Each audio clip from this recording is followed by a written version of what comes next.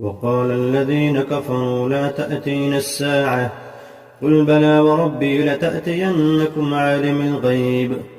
لا يعزب عنه مثقال ذرة في السماوات ولا في الأرض ولا أصغر من ذلك ولا أكبر إلا في كتاب مبين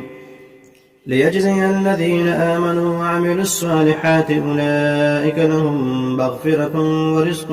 كريم والذين سعوا في آياتنا معاجزين أولئك لهم عذاب من رجز أليم ويرى الذين أوتوا العلم الذي أنزل إليك من ربك هو الحق ويهدي إلى صراط العزيز الحميد وقال الذين كفروا هل ندلكم على رجل ينبئكم إذا مزقتم كل ممزق إنكم لفي خلق جديد